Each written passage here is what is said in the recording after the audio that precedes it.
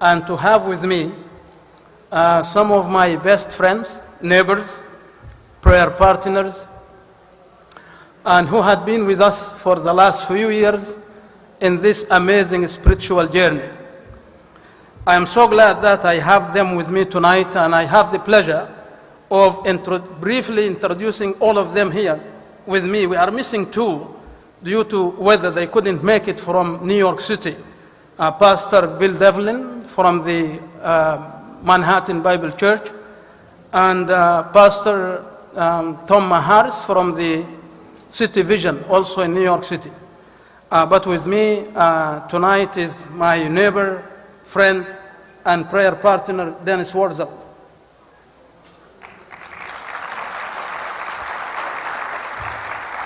Also from Palos Heights, our former mayor, friend, peacemaker, and prayer partner, Dean Koldenhoven. I also have the joy of introducing my best friend, Joe Alttman from Denver, Colorado.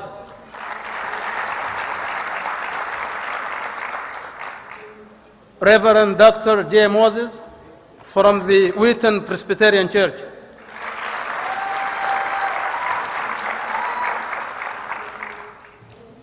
And Reverend Thomas Coffey from the Riverside Roman Catholic Church.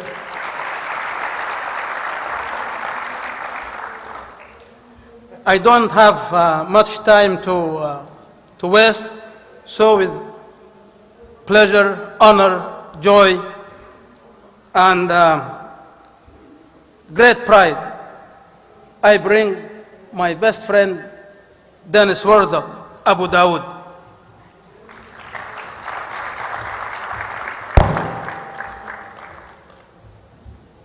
I think you're going to hear a lot of best friends come up here tonight.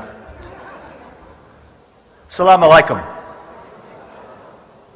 I'd like to thank MAS and my prayer partner, Abu Harris, for inviting me to be a part of the program today. And I also have with me a contingent of my friends and neighbors and family from Palos Heights. And if you'd all please stand up and welcome them. My wife, my son, daughter-in-law, friends, and neighbors.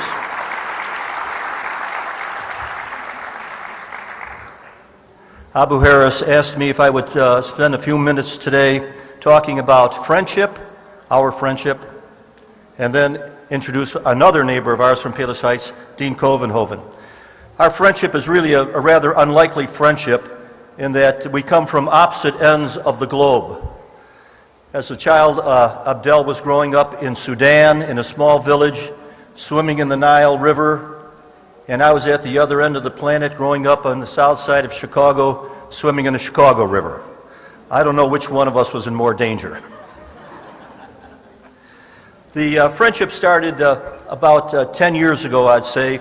I was teaching at Revis High School, and we had an influx of Arab students move into the community. And to help with the assimilation process, the administration asked if some of us teachers would meet with the Arab students and talk about problems and help them along with assimilation. It was in that group that I learned all of my Arabic. And the most important word I learned was madhaba. And Abdul was my neighbor and is my neighbor about 2 or 3 houses away from me. And on hot summer days, I would be cruising by on my bicycle. I'd see him sitting on the porch and I'd yell, "Marhaba!" And he'd turn, his head would turn, but I'd be gone before he could stop me or anything. And that happened 4 or 5 times.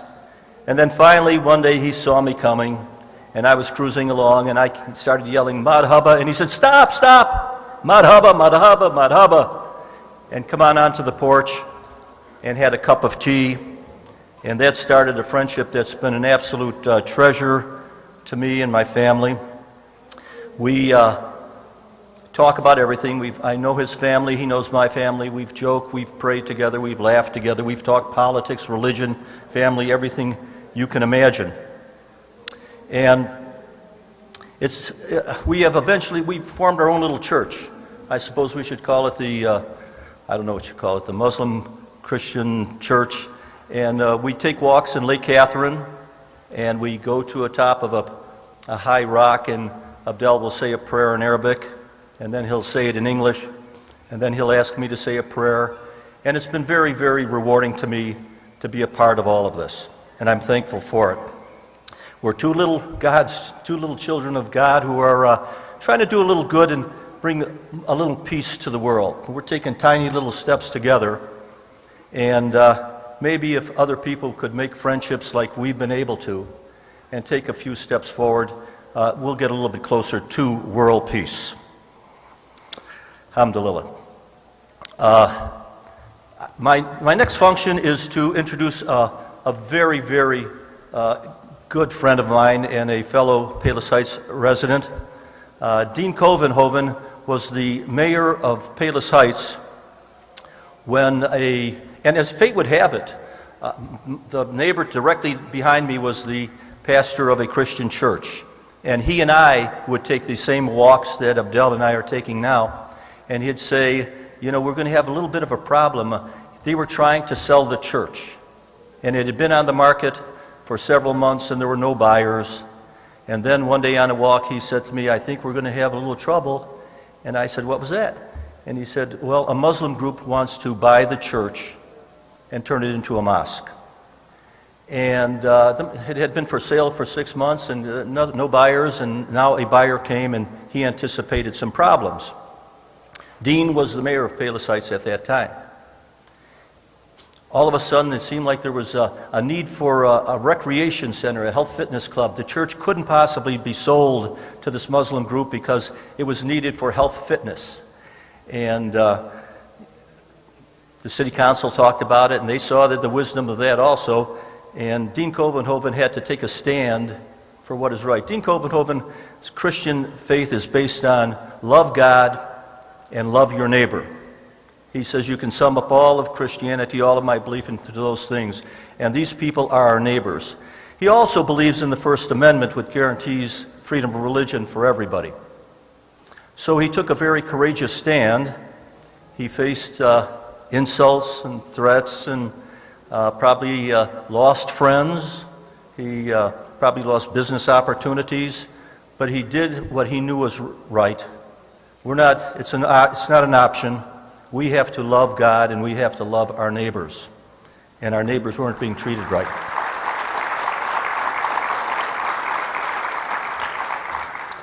So he did lose friends, or he lost people. He lost an election. He didn't get reelected. But he was called by the Kennedy Foundation in Washington, D.C., and presented with an award, in my opinion, a great award, the Profile in Courage Award. If you've read Profiles in Courage, it was a book written by President Kennedy before he became the president. And it tells a lot of stories that sometimes people that you wouldn't know about did that required a great deal of courage. And that's exactly what Dean did. He was invited to Washington, D.C., where he was presented with this award. Since then, he has traveled through Europe, he's traveled through Russia, giving speeches. Dean was a bricklayer by occupation, but he's become a bridge builder by vocation right now.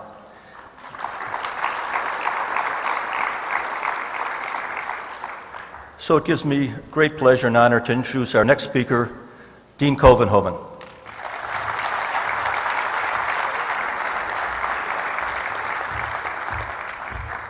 Assalamu alaikum. And thank you, Abdul, Azim, and Dennis Wierza for the kind words. When I was mayor of Palos Heights, Illinois, and the Al-Salam Mosque Foundation attempted to purchase a church that was for sale in our small city of 12,000 people, I knew only one Muslim person. And by coincidence, from something that happened yesterday, this man that I knew was the only Muslim at that time that I knew. His name is Edward Hassan. And yesterday, Edward was part of a group that prepared over 550 meals for poor people and homeless people in Oak Lawn, Illinois. He worked all day doing that. And I'd like to recognize him here tonight. Edward, please stand up.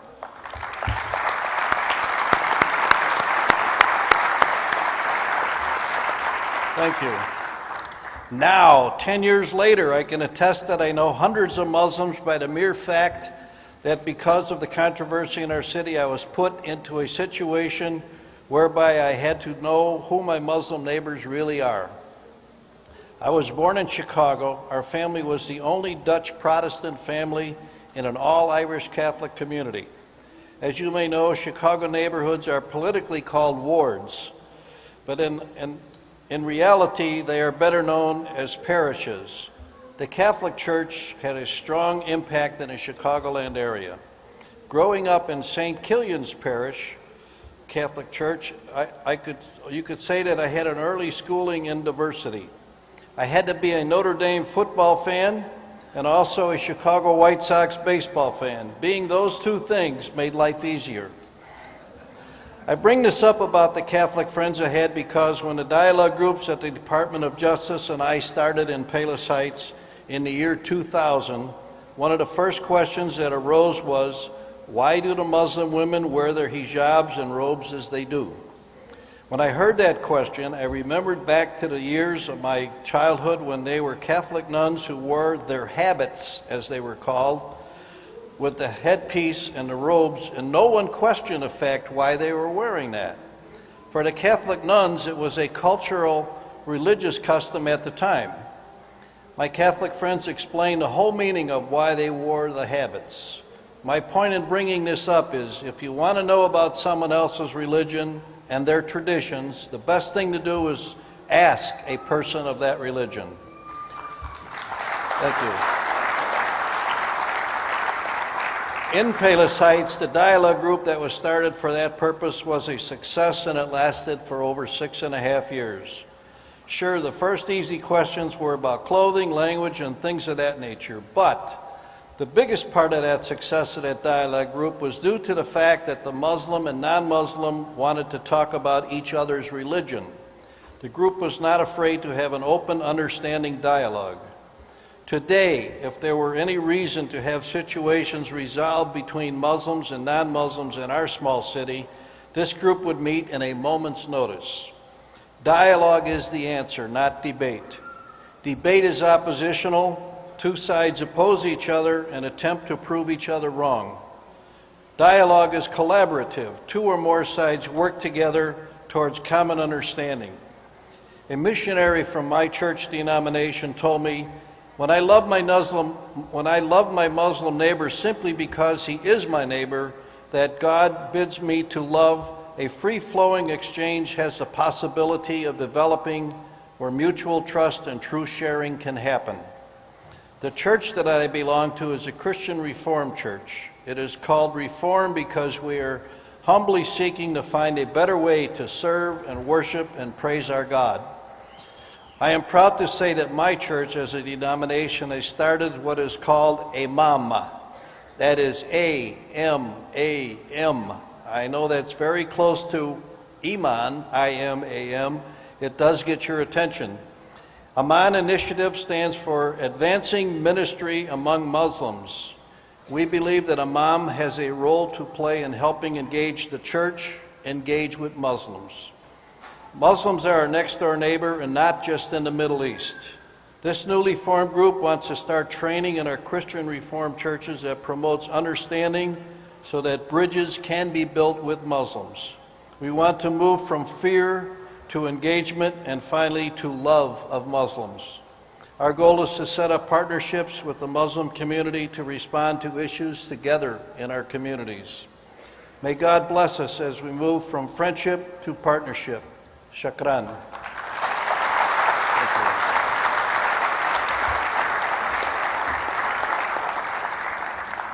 I'd like to introduce the next speaker. His name is Joseph Alttman. Joseph serves as the Executive Director of Track 5, a nonprofit committed to facilitating reconciliation between religious cultures and individuals by combined relational being with strategic doing in response to pressing local, regional, and global concerns. Track 5's primary initiatives relate specifically to developing mutual respect, understanding, and trust between Muslims and Christians. He sits on multiple boards and is advisor to several nonprofit organizations. He is the father of 2 children, married, and an accomplished athlete and coach. He's from Denver, Colorado, and he told me he's really a nice guy. And with that, I want to introduce Joseph Alttman. I'll get this out of your way. So I might go over, so you have to bear with me. Assalamu alaikum.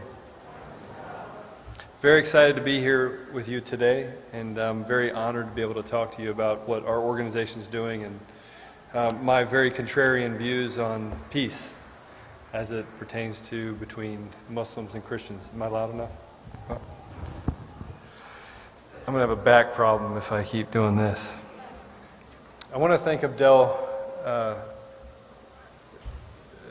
specifically and express my sincere gratitude for his friendship and his example in building bridges between faiths. He is a blessing to me and to many others in this community and communities around the globe. So I'm the executive director of an organization called Track 5. Our tagline is a bold path to peace. It is not unlike other organizations out there that try to develop relationships between Muslims and Christians. By the way, I printed my notes and it printed every other line. So if I pause, I'm trying to remember what I was supposed to say. The principles of Track 5 is a 5th track. We have the traditional tracks of engagement that we have globally, and typically those tracks have trouble respecting the sovereignty of other nations. Those tracks deal with military might and the power of countries oppressing or forcing their beliefs or their ideals on another country or another people. Track 5 is a spiritual track. It's a track based on forgiveness. It's a track that's based on the principles of Jesus, Isa al-Masih. It's a track that I wasn't sure I actually was going to be able to, I didn't think it was going to work. I didn't think that people would actually be able to bring people to a table through forgiveness. I was a little discouraged by it, and then I started reading the Quran, and I started reading the Bible, and I started meeting with people like Abdul. And so we developed an organization that I thought would do more than just talk about peace. I wanted an organization, and our partner in this is Mark Siljander. Many of you have read his book or know of his book, A Deadly Misunderstanding. That book was a culmination of the journey that multiple people had with Mark across the world and using this 5th track of engagement. We wanted it to educate, we wanted it to mediate, and we wanted it to implement, to do, to have action behind the words that we were saying. So why would we need education, mediation, and action? Why would we need implementation? Track 5 in its infancy garnered credibility by saying what it was doing and doing what it was saying. Talk creates much of the same, and in the absence of sustainable something is the net of nothing. So I'm a businessman. I wasn't a pastor. I didn't really know much about, I'm new in my faith. And so it was really difficult for me to understand this from a spiritual perspective. I wanted it to be X's and O's, dollars and cents. And so I really had to take a step back and look at what really works, what actually powers the human heart, both here and abroad. But some of us, if not all of us, have some doubt that peace is possible. And so I told you I was a contrarian before I started this, okay? So I'm telling you now that I'm the contrarian. That peace is even wanted. We embrace our faith, but see peace more as an inspirational dream, unattainable at a minimal, unachievable because it does not logically seem desirable by leaders or nations. Foreign policy, respecting the sovereignty of nations. Peace alone cannot happen with submission. Even in submission or threat of powerful repercussions, peace cannot be achieved. But what if we did? What if we solved real problems? What if we embraced nations, people, even our neighbors with the example of Jesus? What if we built relationships that were relationships where relationships were bare or seemingly impossible to obtain? I want to tell you a story, and This is a real story. This is a story that happened to me. And it was kind of like that aha moment. Everyone always talks about it, aha moments. But I was driving down the road, and I live in Denver, Colorado. And for those of you that know this story, have heard this story, some of you have heard it, I'm going to add some details to it. But I was driving down the highway, as I normally am. I'm on my cell phone. And I'm talking, not paying attention, and I cut this guy off. Now, it's on a rather busy road, and he pulls up next to me, and he starts yelling at me. All the young people in here, they know what I'm talking about, you know, these incidences of manhood. And he pulls up next to me, and he's yelling at me at the side of the car, and so I say, I got to go. I was talking to my wife, and I put the phone down, and I looked out the window, and I rolled my window down, and he's rolling his window down, and he's telling me some really nice things about his family and my family. And I look at him and I smile. Don't ever smile, by the way. What happens when you smile to someone who's mad at you? He thinks you're taunting him. So I said, I'm sorry. And he started yelling louder. And I'm like, wow, this isn't working out so well for me. And I said, hey, I'm sorry. And hey, I'm sorry I cut you off. And he yells even louder. Well, I'm still smiling, right? Not realizing that you shouldn't be smiling right now. Sincerity should be hidden something other than a smile. And so I say again, hey, I'm sorry. And he starts swerving into me. And I'm like, wow, this is not going to end well. And for those of you that don't know me, I was an athlete. I wrestled and played football. I played arena football for a couple of years. So I'm not a small guy. And I really wanted to teach him that you shouldn't treat people that way. But I got the better of me, and that I got this crazy, wild idea. I'm going to ask him if he wants to go for coffee out the window while he's swerving into me. Hopefully he gets close enough to me, he can hear me. And so I say, can I buy you a coffee? And I did add, or can I just buy you a cold beverage? And by that time, he heard me the second or third time that I said this. And he put his hands up and he said, no, I'm sorry. And at that moment, I was just going to drive off, and I said, no, you need to go have coffee with this guy. And so I said, will you let me buy you a coffee? And so we have traffic behind us, they're honking at us, they're yelling at us. We're going 30 miles an hour, the speed limit's 55. It was not good. And everyone could figure out what was going on because he almost took my bumper off just after I almost took his off. And he met me for coffee, and he pulled over, went to Starbucks. I got out of the car. And I said, hi, I'm Joe. And he said, you're bigger than you looked when you were in the car. and I had to laugh, and he told me his name was Doug. And so we went in and we got coffee. And I got my normal coffee drink that I get, and he got his normal coffee drink that he gets.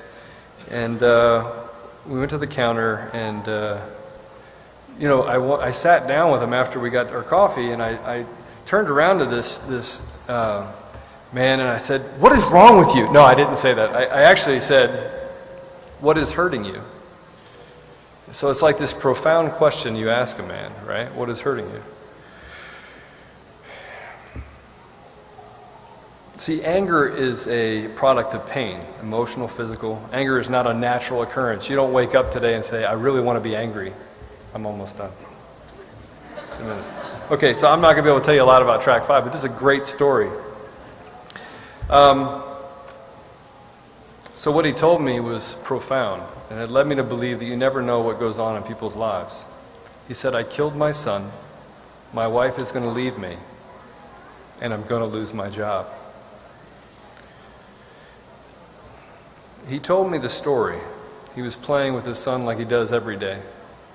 He's outside, he gets called into work, and he does computer work. I'm going to go over a little bit over this,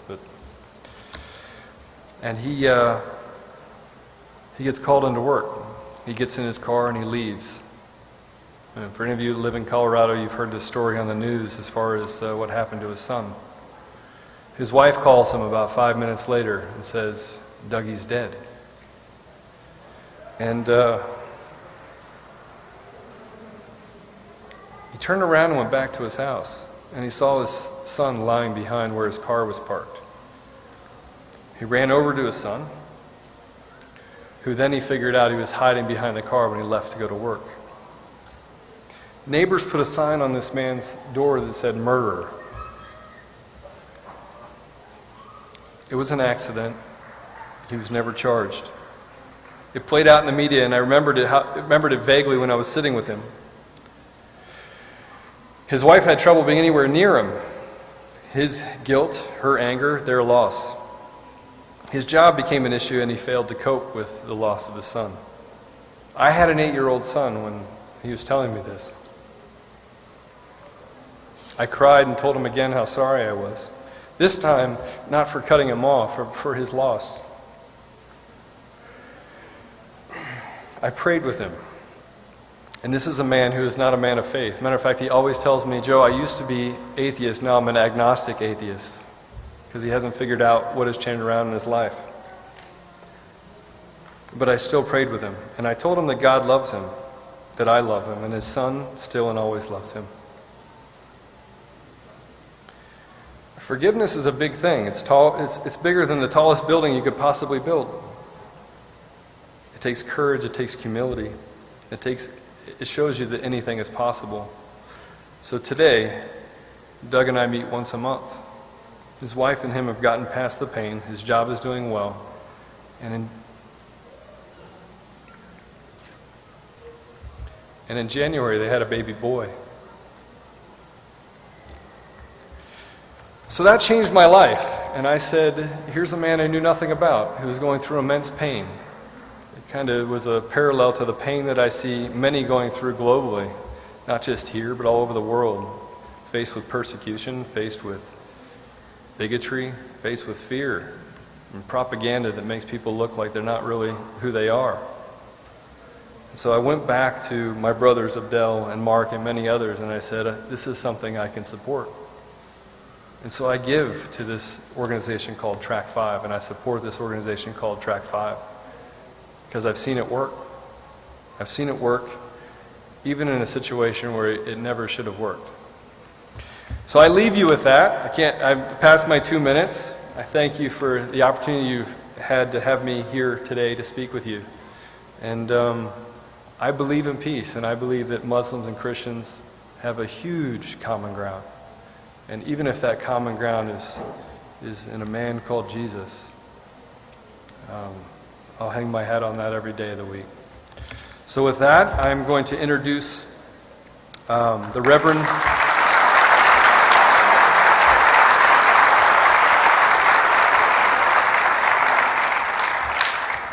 Reverend Dr. J. Moses. He is a minister at the Presbyterian Church in Wheaton. He's been there for the last 10 years, and he is a 6th-generation pastor in his family, a native of California.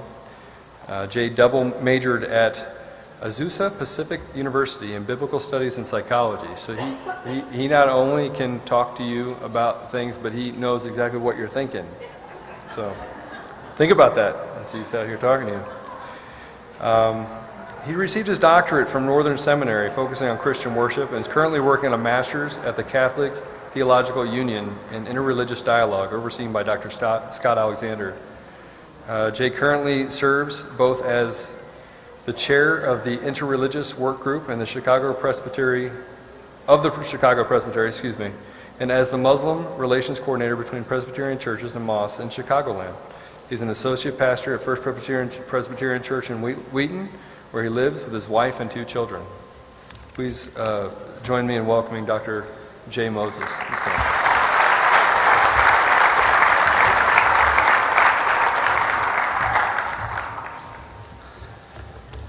Assalamu alaikum. Tom, Coffey is next to me after speaking. I said, after I get done speaking, you're going to look a whole lot better. So I'm going to try and fulfill that. I want to give thanks to my friend Abdul, El-Siddiq, who I know is my friend because he laughs at some of my jokes. And I know that we're on the right road in that way. We're at the very end of a long Eid in my family.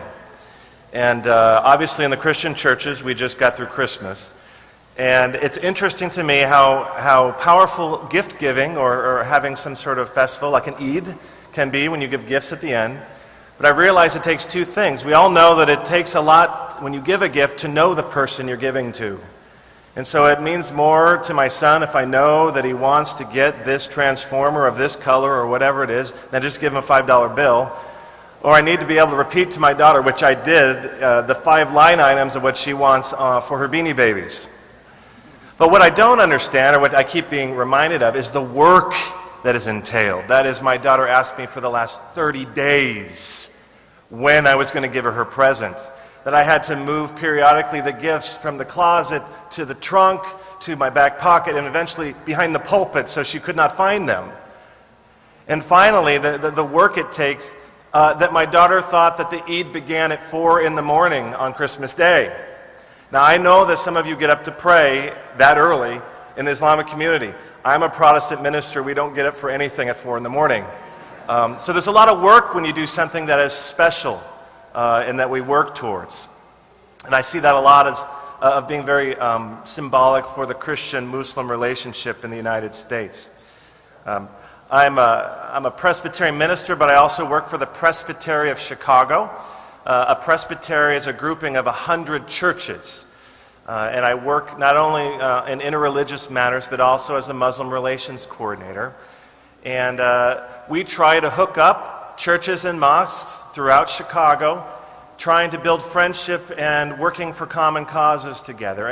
And in the Presbyterian tradition, we've got people who want to sit and talk to you about Jesus for a while, to people who want to advocate for justice in the occupied territories. There's a long group of things people like to talk about.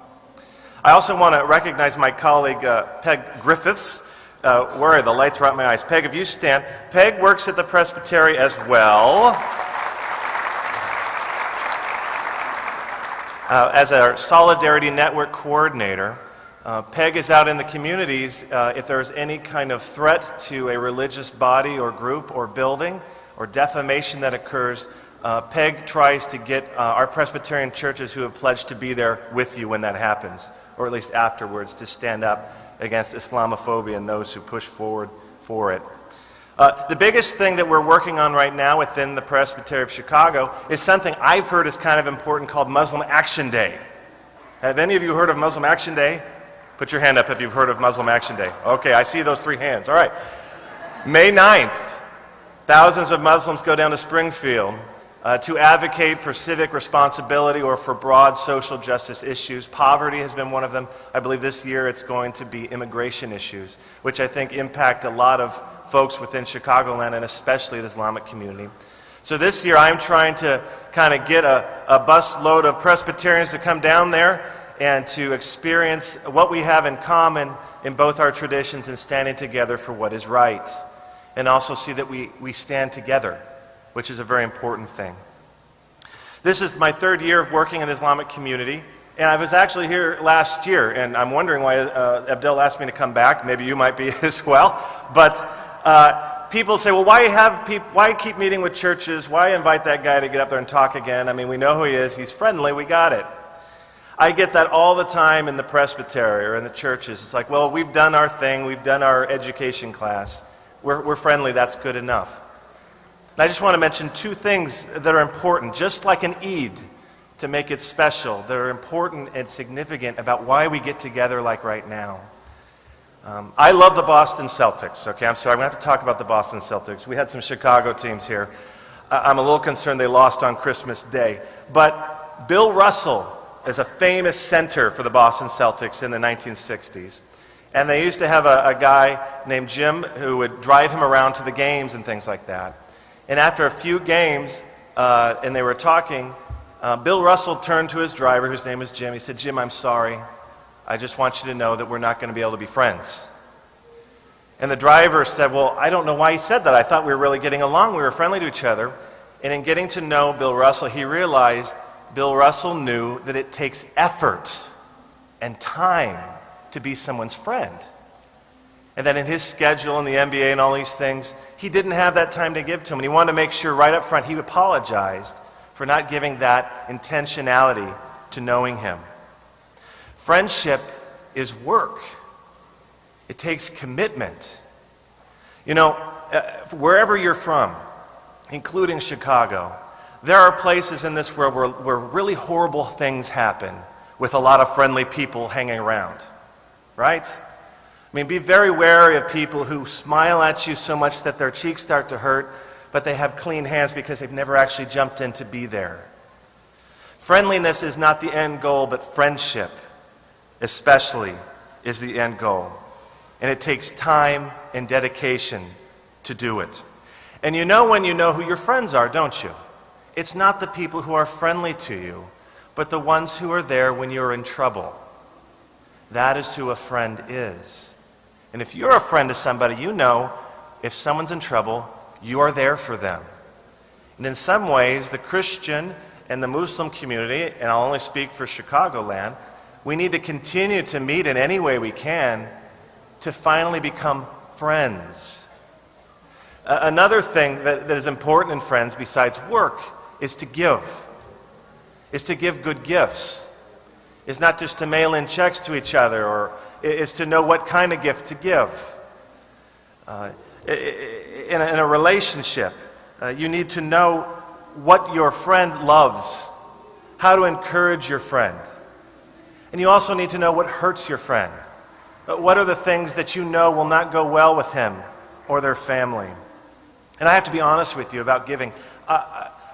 I've learned the most from the Islamic community. Not just that I'm not as smart as most Muslims, but the hospitality, the giving is there. I don't know how many mosques I've been at, whether it be the Naperville Islamic Society, the Mosque Foundation, all over Chicagoland, but I've been invited and welcomed as a friend and invited into homes and met families. That's something that doesn't come easy. You know, because when you invite your family, when you invite that which is most important to you, you are vulnerable. But true friendship, like I've been described before, I was a psychology major because it was easy to do, but you can kind of tell when something's hurting somebody. You know their family, you know where they're from, you know what troubles they're going through. That is what friendship is to be vulnerable. My sister and her husband and her family have not visited me for 6 years. That's a long story. But they flew in today, their flight got canceled, and I thought, well, what's the biggest way that I could share with them what's important to me? And then I thought, well, how can I show you what's most important to me? And they're here. So I'd like my sister and her husband to stand up.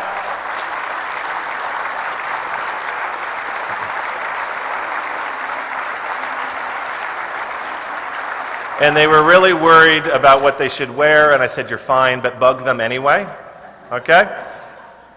But sharing that which is most precious to us is one of the most important and challenging things about being a friend to somebody.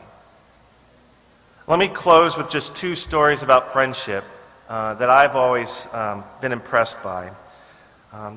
Ministers, there was a Catholic priest who was doing a funeral, and many times in the Catholic tradition you are doing the prayers or the rites. You can do them by yourself. And it was a stormy day like in Chicago, pouring rain, and the priest was over by the graveside doing the prayers for this person, and all of a sudden 3 cars came in that were black and then a limousine, and they came all the way down this empty cemetery that was pouring rain, and he continued with his prayers, and the door opened up and out walked Harry Truman, who was President of the United States right after FDR in those post-war years. And Harry Truman came up and just stood there in silence next to the priest as he did the rest of his prayers. And the priest looked at him and he said, "Why are you here? There's no one else here." And Harry Truman said, "I never forget a friend. I never forget a friend." I've always been impressed by that as far as when you commit to being a friend, you're there till the end. The second story that you might be a little bit more familiar with has to do with Muhammad, peace be upon him. In Mecca, where there was a great deal of persecution going on in the early Muslim community, they needed to flee. They were being persecuted by folks there for a variety of reasons. And Muhammad, peace be upon him, sent the early Muslim community across the water there over to Abyssinia, which is modern-day Ethiopia, to the king there. And it says, as these refugees came into the king, they call him the Najas, but they came into the king, and they said, "We need refuge from you. We're being persecuted." And there were some folks who came from Mecca who were their antagonists, and they came, "Well, why are you going to help them? They're not Christians." Ask them what they believe. They're not Christians. You shouldn't be helping them. Let us take them back to Mecca in chains. And they had one of the Muslim representatives speak, which is in the Quran, under Miriam, recited some of Miriam, which is a beautiful, beautiful part of the Quran. And after the Negus, or the king, heard this, he began to weep, and he had a staff, as all good kings have. And he said, the difference between you and I is not much higher than my staff. And he accepted them into the kingdom there. And as soon as he gave them refuge, he crossed the Rubicon, or the stream of being friendly and being their friend, meaning protector, meaning overseeing somebody until the end. What I think is interesting about that story is when the king of Abyssinia died, it was Muhammad, peace be upon him, who conducted the funeral rites.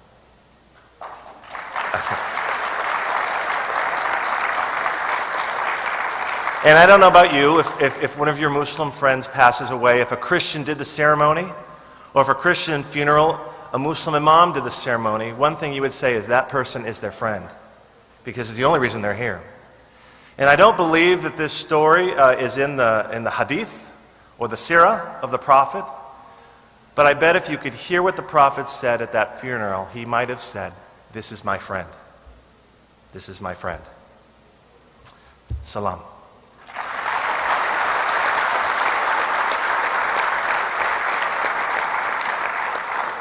I was more nervous about doing this than actually speaking. I'm going to introduce someone more powerful and important than myself, Tom Coffey, who is a deacon it's a little church, you may have heard of it, the Roman Catholic Church. The Presbyterian Church, we're just trying to get up to being even, but we're never going to catch up.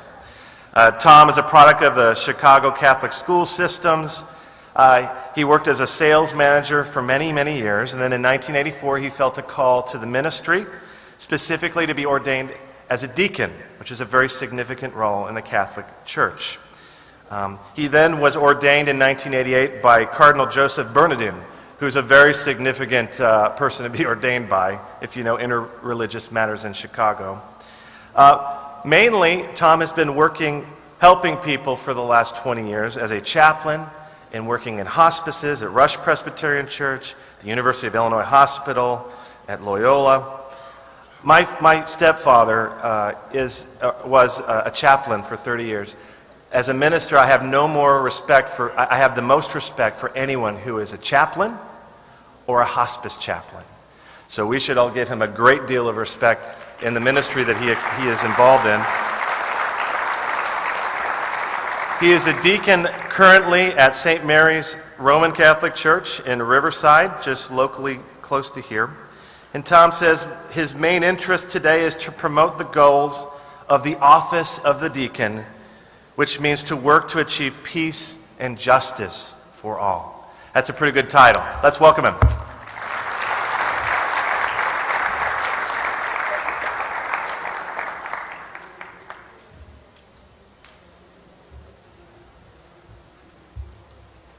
My sisters and brothers, salam alaikum.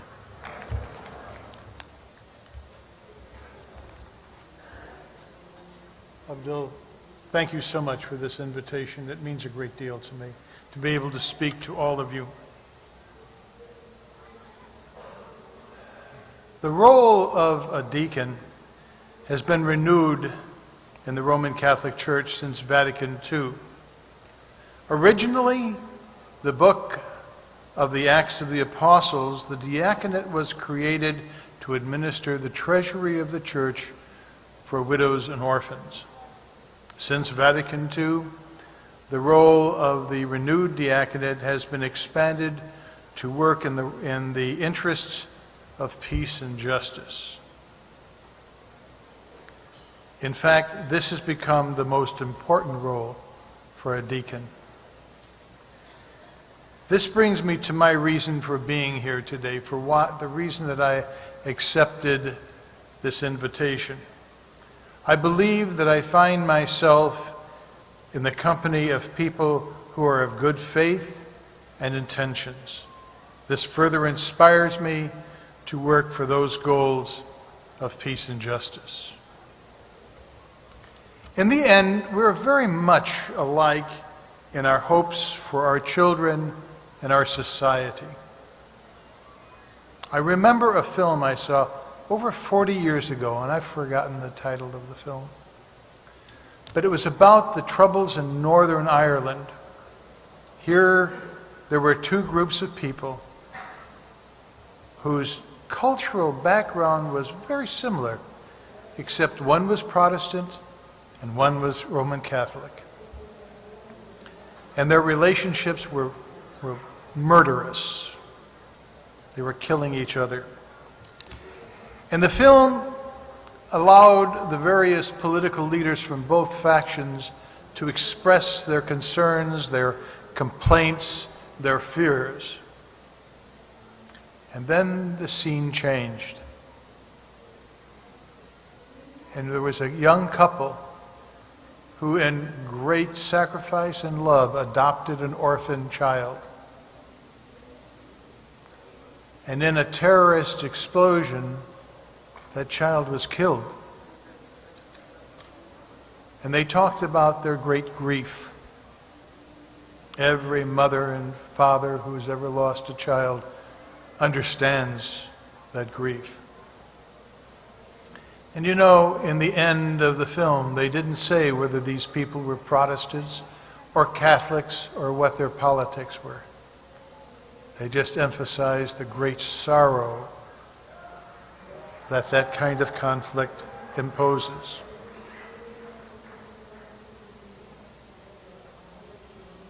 They were victims of a senseless violence. It's enough to say that the loss of so precious a life is unspeakable. I think that the greatest madness in the world is when our children kill each other for political reasons. That's a senseless waste. In the end, violent conflict is the false belief that one party deserves greater political privilege and power than another does. The ravages that we impose on our brothers and sisters prove to me that when we go to war, there is no power at all. No power whatsoever. If we had true power, the God of our ancestors would bless us with peace. We do not need war and conflict to make a better world in which to live for any of us. When we want to see the impression of true divine power, we need to look at the people like Dr. Reverend Martin Luther King, Mahatma Gandhi, Henry David Thoreau, Anwar Sadat. These men stood in the flail of violence and did not flinch. I pray that no mother or father will ever have to be told that his or her child has died because of a political conflict. My mantra is no war, ever.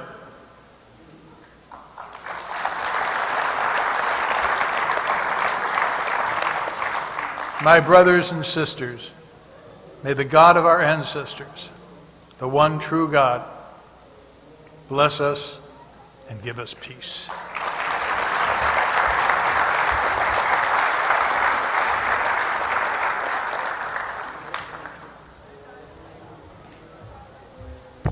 Alhamdulillah wa salatu wa salamu ala Rasulillah. We finished just on time. Again, on your behalf, I want to thank Dennis, Dean, Joe, Jay, and Tom. Thank you so much for coming. And I just want to show that you are with your friends. So if you don't mind, please join me in giving them a hand. Thank you so much.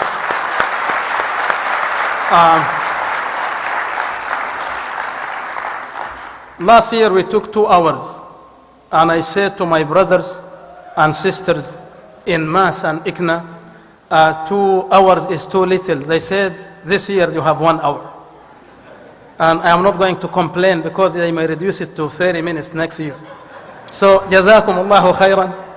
وبارك الله فيكم وحفظكم ورعاكم وجعل البركة فيكم أجمعين وفي ذريتكم إلى يوم الدين، ونفع بكم وحقق بكم نبوءة نبيه محمد صلى الله عليه وسلم: إن الله متم هذا الدين وإن هذا الدين بالغ ما بلغ الليل والنهار.